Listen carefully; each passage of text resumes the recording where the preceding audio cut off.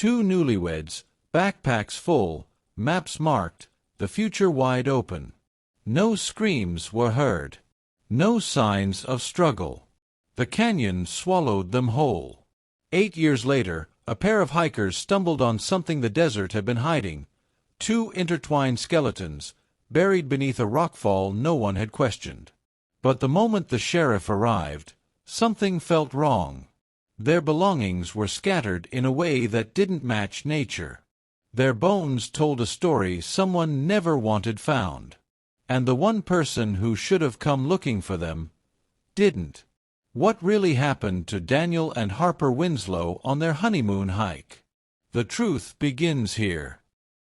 Welcome back to Fading Echoes, where we uncover real cases buried beneath years of silence, shadows, and secrets.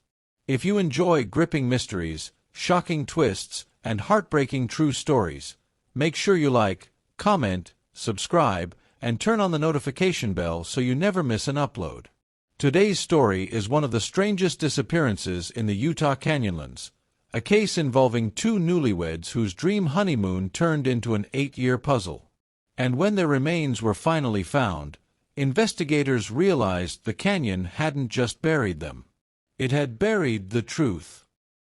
Daniel Winslow was 35, steady, calm, a software engineer from Portland who had spent most of his life avoiding chaos.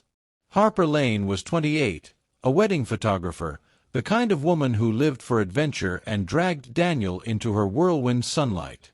They were total opposites, but together they made sense. Their honeymoon was supposed to be simple. 3 days in Utah. One hike. One night under the stars. A memory in the making. They checked into a lodge near Moab on a warm September afternoon, laughing, tired, and so deeply in love that even strangers noticed the glow. They signed the guest registry, bought snacks from the lobby store, and talked excitedly about the hike they planned for the next morning. The Serpent Spine Trail. A remote, winding route known for red cliffs, narrow passes, and sudden silence.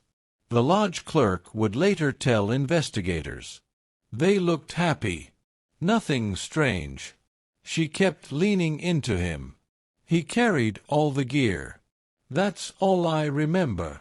Nobody noticed the man who stood across the lobby, staring too long. Nobody realized he followed them outside. Nobody saw him again for 8 years. The last known images of Daniel and Harper came from Harper's camera, a set of 3 shots time-stamped 8:14 a.m. the next morning. 1. Harper smiling in front of the canyon. 2. Daniel adjusting his pack. 3. Both of them together, their faces pressed close, the desert glowing behind them. Nothing suggested danger. Nothing suggested they would never return. But experts later noticed something hidden in the background of the second photo. A shadowy figure, half concealed behind a boulder. A person who shouldn't have been there that early, on a trail almost nobody used. At the time, though, it meant nothing. Because Daniel and Harper didn't show the photos to anyone. They simply continued down the trail, unaware they were being watched. When the newlyweds didn't check out of the lodge the next morning, staff assumed they extended their stay. When they missed their rental car return, the company assumed a delay. When Harper's sister didn't get her usual daily text, she assumed bad service. It took 4 full days before anyone reported them missing. By then, the desert had already erased its own footprints. A search team was assembled, helicopters scoured the canyon, rangers combed every possible trail. But the Serpent Spine route was unpredictable: sandstorms, loose rocks, unmarked forks. Days turned into weeks. Nothing was ever found. No backpacks. No gear. No clothing. No remains. It was as if the earth swallowed them. The official report concluded. Presumed dead due to natural elements. But Harper's sister never believed that. Neither did the lodge clerk, who remembered the strange man. Nor did the ranger, who insisted. Two people don't vanish in that canyon without help. Still, the case went cold. Early spring. A thunderstorm ripped through the Utah canyonlands, loosening earth that hadn't moved in decades. After the storm passed, two amateur hikers, college kids from Colorado, wandered off the main map, following a narrow wash carved by fresh runoff. One of them stopped, stared, stepped back. There, half buried beneath the newly exposed soil, were bones. Two skeletons, pressed close together, arms still intertwined, as if the couple held each other in their final moment. But the most chilling detail wasn't the bones. It was the objects scattered nearby, objects untouched by weather, strangely preserved, and positioned in a way the canyon couldn't have done on its own. A bent trekking pole, a wedding ring placed on top of a rock, a shredded backpack strap lying far from the rest, and one of Harper's earrings buried deeper than everything else. The sheriff whispered the words no one wanted to hear. Someone staged this. The medical examiner immediately noticed something unnatural about the remains. Not only were the bones intact, not only was there no animal disturbance, but the fracture patterns showed. They didn't die in a rockfall. They didn't die from exposure. They didn't die together. Someone tried to make it look like they did. But the canyon had finally peeled back its secret. And the truth was more twisted than any canyon path. The sheriff's office transported the remains to the state forensics lab in Salt Lake City. Within 48 hours, DNA confirmed what everyone feared. Daniel Winslow and Harper Lane had finally been found, 8 years after vanishing. But the medical examiner's official statement changed everything. The bones were positioned as though the couple had died together, holding each other. But fracture patterns told a different story.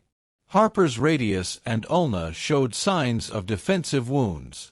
Daniel's rib injuries were consistent with blunt force trauma, hard, deliberate, repeated.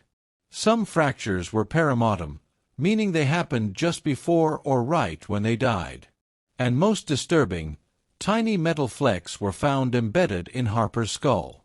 Those flecks didn't come from nature. They came from a weapon. Someone attacked them. Someone staged the scene. Someone hoped the canyon would hide the truth forever. But storms don't just move Earth, they move secrets. When investigators returned to Moab to re-interview old witnesses, the lodge clerk, now retired, sat with them in a small diner, hands trembling around a cup of tea. "I remember a man standing by the brochures," she said. "He wasn't checking in. He wasn't buying anything. He was just watching them." She was shown a series of aged-up composite sketches of potential persons of interest. Her finger stopped on one image. A man with deep-set eyes, sharp jaw, and a faint scar along his cheek. "That's him," she whispered. "I'm sure of it. But the name behind that face." The investigators knew it well. He had come up in the original case file, but was dismissed due to lack of evidence. His name was Luke Merrill, a wilderness guide, a man with a criminal record of harassment, a man who had been on the same canyon trail the morning the couple vanished, a man who suddenly left Utah days after the disappearance, never to return. And now the nightmare version. A man who used to date Harper, before Daniel. Harper's family had mentioned a breakup with someone unstable, but back then they didn't know his name. They didn't know he'd followed her to Moab once before. They didn't know he had once been arrested for stalking her, only to be released after promising to stay away. Harper never revisited that relationship. She shut that chapter firmly and without explanation. But now investigators had reason to believe. Luke Merrill did not let her go. Phone company archives showed a long-deleted number that pinged inside Moab for 48 hours at the same time Harper and Daniel were there. The number turned out to be an old, inactive prepaid phone registered under no name. But tech analysts managed to cross-check the last known tower alignment with older case logs. All signals pointed to one thing. That phone had also been used near Harper's workplace 6 months before her wedding. Luke wasn't simply passing through Utah. He was following her. The canyon scene was re-examined. Forensic archaeologists worked the site for days, carefully brushing away soil, documenting every shifted pebble. They found a torn piece of fabric buried deeper than the bones, consistent with someone dragging a body. Soil compression evidence indicating a third person had walked the area repeatedly. A thin piece of paracord almost fossilized under the sand, cut cleanly, not ripped. And most telling, footprints preserved under the oldest layer of sediment. Footprints that did not match Daniel, did not match Harper, but matched the general size and tread pattern of the boots Luke wore during his time as a guide. The officer in charge whispered. He didn't just follow them, he hunted them. Based on bone trauma, terrain mapping, and the items scattered around the site, investigators believed the following happened. Daniel and Harper moved deeper along the Serpent Spine Trail. The narrow path forced them single file. At some point, Daniel noticed someone behind them, the shadow seen in the photo. The unknown man kept his distance. The unknown man kept his distance. Then the trail hit a choke point, a narrow rock corridor with no escape on either side. This is where the attack likely began. The medical examiner proposed. Daniel was struck first, likely from behind. Harper fought back, hence her defensive wounds. A struggle moved downslope toward a lower ledge. Daniel suffered blunt force trauma. Harper was hit with a metal object that left fragments behind. Both were still alive when they fell or were pushed into a concealed rock pocket below. Then the killer covered their bodies with loose stones, not thoroughly, but enough to hide them until erosion eventually did the rest. Investigators now believed the marriage wasn't the motive. Obsession was. Luke didn't want Harper happy with someone else. He didn't want her out of his orbit.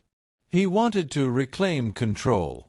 And when he saw her beginning a new life, he followed.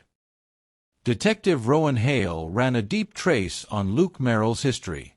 The findings were unnerving. For the last 8 years, Luke had lived in Arizona, in Nevada, in northern New Mexico, and then disappeared again.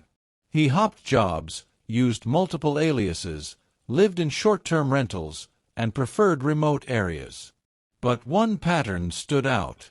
He always lived near national parks, always near canyons, always near places where search efforts fail. He hadn't just vanished. He had learned how to make people vanish. Rowan turned to her partner and said, "He's never going to stop. People like this don't stop." 3 weeks later, the sheriff's office received a call from an RV park near the Arizona-Utah border. A man had stayed there the previous night using the name Lyle Martin, one of Luke's known aliases. He paid cash, drove an old dark blue Tacoma pickup, didn't speak much. But the park owner remembered one detail. He kept asking if the canyon trails were open after the storms. He left early, headed toward the Arizona Strip, one of the most remote wastelands in the entire Southwest. The same region where another unsolved case of a missing couple had occurred 3 years earlier. Detective Rowan whispered the only conclusion that made sense. He's hunting again. And now they had a narrow window to catch him. Before he disappeared for another 8 years. Before another couple vanished into the dust. before another canyon tried to hide what it should never have witnessed. The Arizona Strip is one of the loneliest regions in the United States, vast, empty, and practically untouched by time. Phone service is non-existent. Trails vanish into dust. Canyon winds erase footprints in minutes. To Rowan Hale, that made it the perfect place for someone like Luke Merrill to hide. The sheriff's department brought in 2 investigators from Utah, 1 FBI behavioral analyst, and a backcountry search and rescue team familiar with the Strip. Their destination, an abandoned ranger station off an unmaintained dirt road. Someone had been there recently. Rowan drew her flashlight and stepped into the building. The wood creaked. Something scurried across the far wall, just a rodent.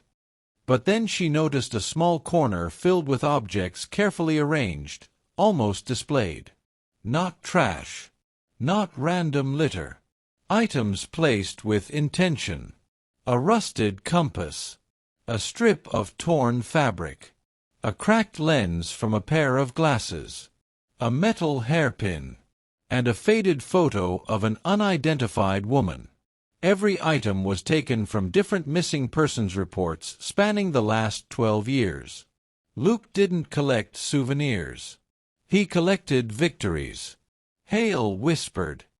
He's been doing this for a long time. At the back of the abandoned station, investigators found a large, stained topographical map pinned to the wall. But it wasn't a standard map. Dozens of red X's marked areas across Utah, Arizona, and Nevada. Next to some X's were short notes scribbled in pencil. Noise. 2 campers. Saw me. Lost trail. Followed. Resolved. Resolved. That word chilled everyone in the room. Under the dim beam of their flashlights, the reality became clear. Luke Merrill had been moving across the Southwest for over a decade. And the people he targeted, mostly couples, mostly hikers, mostly isolated. He was escalating. And Daniel and Harper's case was just one of many. Behind the map, investigators found a trapdoor. It led to a shallow cellar, really just a storage space for old ranger supplies. But at the bottom of the wooden steps was a single, clear footprint. Fresh. The sole pattern matched Luke's known boot type. The footprint was no more than 24 hours old. Rowan exhaled sharply. He's still here. The team spread out, scanning the surrounding desert. Far in the distance, the last light of day caught the outline of tire tracks cutting toward the mesa. They belonged to a small truck. A dark blue Tacoma. He had left only hours before they arrived. But he didn't get far. Storm clouds were rolling in, violent desert thunderheads that could turn roads to mud in minutes. If Luke was trapped by weather, they still had a chance. Lightning cracked across the sky, illuminating the mesa in blinding flashes. Rain hammered the earth, turning dirt to sludge. But Rowan didn't stop. None of them did. The team followed the tire tracks until they disappeared at a washed-out ravine. Then they followed footprints, some sharp, some partially erased by rain. For almost an hour, nothing stood out. Until Rowan noticed something at the base of a narrow rock wall. A makeshift shelter, hidden by brush and stones. Small. Almost invisible. Inside, they found a sleeping bag, a water canteen, an empty protein bar wrapper, and a small stack of journals bound with twine. But one detail froze the entire team. Pinned to the inner wall with a pocket knife was a printed photograph of Harper Winslow, taken years before her death. Not one she posted online. Not one her family released. A private picture from her old workplace Christmas party. Luke didn't just remember her. He kept her. Rowan clenched her jaw. He never moved on. She was his obsession, his anchor, his reason. The journals confirmed it. The team opened the first journal carefully.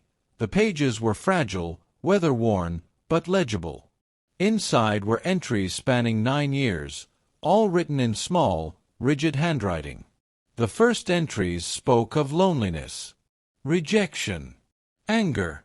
But the tone changed. Slowly, violently.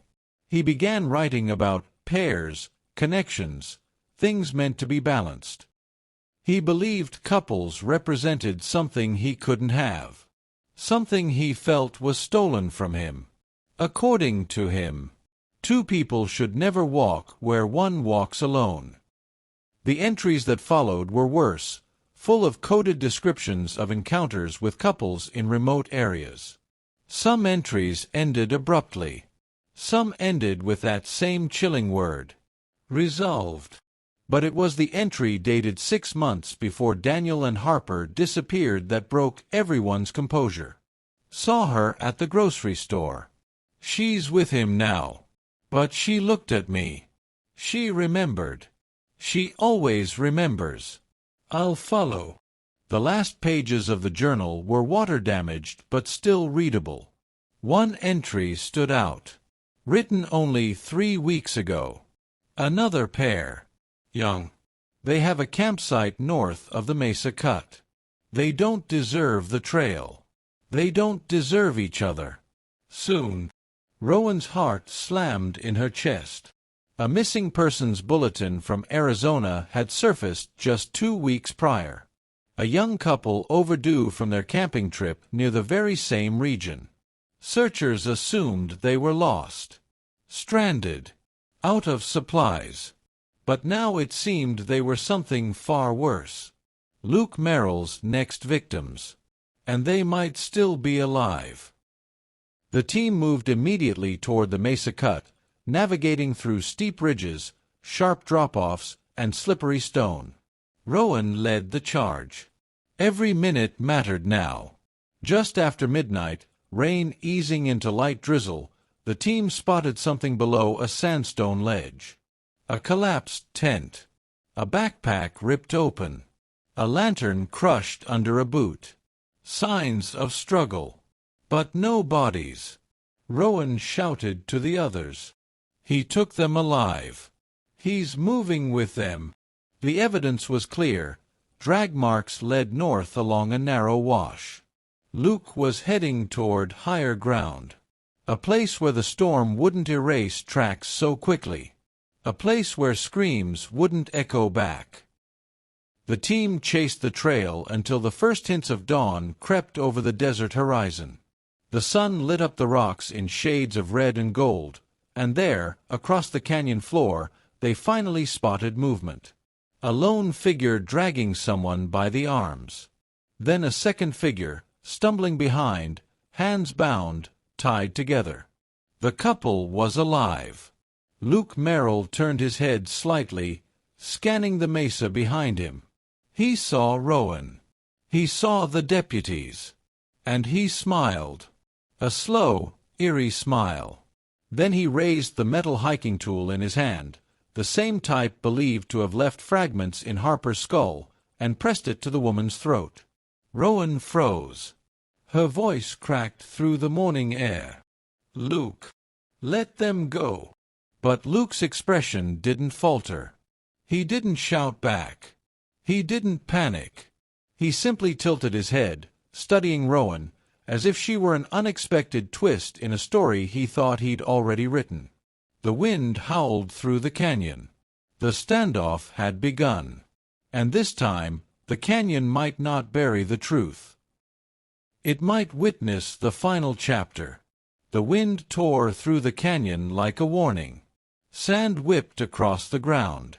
And Luke Merrill stood there, holding a terrified young woman with a rusted climbing tool pressed against her throat. Behind her, the young man, her fiancé, staggered, wrists tied with paracord, his face bruised and streaked with dried blood. Rowan Hale's heart pounded so loudly she could feel it echo in her throat.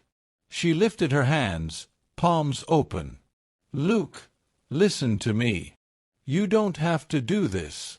Luke tilted his head with that same eerie calm. He blinked slowly, studying her. Then he said a sentence that chilled her blood.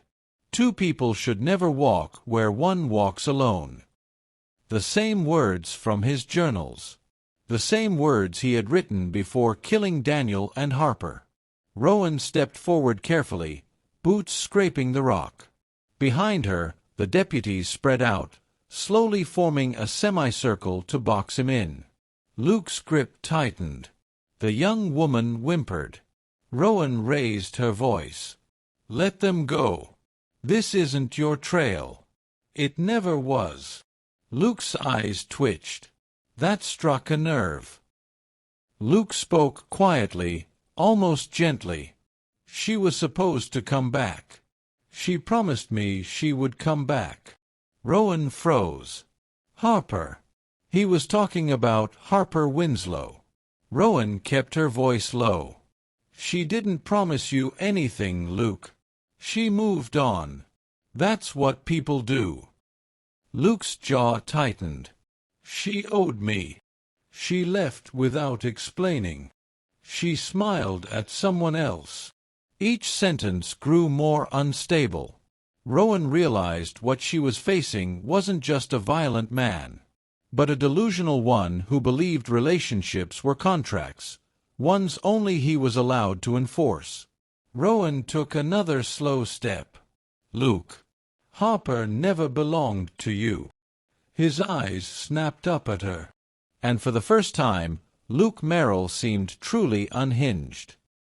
Lightning flashed again, not from a storm, but from the sun breaking through the thinning clouds. The light illuminated the canyon and cast a sharp glare off a metal surface near Rowan's feet. A flare gun, dropped earlier by a deputy during the climb. If she could distract Luke for even 1 second. Rowan steadied her breathing. "Luke, you're outnumbered. You're surrounded. The canyon isn't going to hide you anymore." Luke slowly shook his head. "The canyon always hides what I give it." Then, in one terrifying motion, Luke pulled the woman tighter, raising the metal tool. Rowan shouted, "Now!" A deputy fired a warning shot. The bullet hit the rock just inches from Luke's feet. He flinched. Rowan dove. Her hand wrapped around the flare gun. She fired instantly. A burst of blazing red light shot across the canyon like a meteor. Luke recoiled, screaming as the flare clipped his shoulder. The young woman broke free. The fiancé lunged forward, dragging her to safety. Luke stumbled backward, straight onto a loose edge of sandstone. Rowan shouted, "Luke, stop. Don't move." But Luke didn't listen. He didn't even seem to hear. He stared at Rowan, eyes wide and glassy. Then he whispered, "They were never meant to walk together." And the ground beneath him gave way. Luke Merrill fell nearly 30 feet into the canyon basin. The sound was final. The wind swallowed the echo. Rowan scrambled down the slope with 2 deputies. Luke lay motionless on the canyon floor, his body twisted unnaturally. But they couldn't focus on him now. The young couple was shaking, terrified, dehydrated, but alive. The woman fell into Rowan's arms sobbing. "He said we were his next balance. His next pair. He said he had to do it because we fit too well." Rowan's blood ran cold. Luke never killed for money. Never for revenge. His motive was obsession, twisted into ritual. A ritual that had claimed victims across the Southwest. But this time, thanks to a storm and a canyon unwilling to keep secrets forever, someone finally stopped him. 2 days later, investigators combed through Luke Merrill's makeshift shelters across the region. In total, They found evidence tying him to at least 14 disappearances over 12 years. Objects, journal entries, maps of isolated trails. But nothing hit Rowan harder than the discovery inside Luke's backpack. A small box wrapped in cloth. Inside, Harper Winslow's missing bracelet. Intact, polished, kept like a keepsake. Rowan closed the box with shaking hands. Luke didn't kill randomly. He killed symbolically, possessively. He believed couples stole something from him, something he could reclaim only through destruction. And Harper. She had been his first real fixation. Daniel Winslow was collateral damage. Rowan exhaled. Her story deserved to be told. And now it finally can be. 1 week later, Harper's sister and Daniel's older brother traveled to Utah. Rowan joined them at the overlook above the Serpent Spine Trail, the last place the newlyweds were seen alive. The families placed a bouquet of desert wildflowers, 2 photographs, and a small wooden plaque engraved with both their names. Harper's sister whispered, "They were soulmates. They died together. At least, that's how we choose to remember them." Rowan didn't correct her. The truth didn't matter in that moment. Love did. The official report read, "Cause of death, homicide. Responsible party, Luke Merrill, deceased. Case status, closed." But Rowan added an addendum, a personal note tucked inside the confidential file. "Never assume a disappearance is nature's doing. Some trails hide more than loose rocks. Some storms reveal truths the earth tried to bury. And some monsters walk beside us long before we realize the danger." She signed her name, closed the file, and exhaled a long, quiet breath. The case that haunted the canyon for 8 years had finally found its end. Daniel and Harper Winslow set out on their honeymoon with hope, laughter, and dreams of a life just beginning. But the Canyonlands held a shadow, a man obsessed, a past Harper tried to outrun, and a darkness waiting in the silence. When storms finally unearthed their remains 8 years later, investigators uncovered not only the truth of their final moments, but the pattern of a predator who believed no 2 people should walk together where he walked alone. In the end, justice came not from the courts, but from a storm, a canyon, and the relentless pursuit of truth.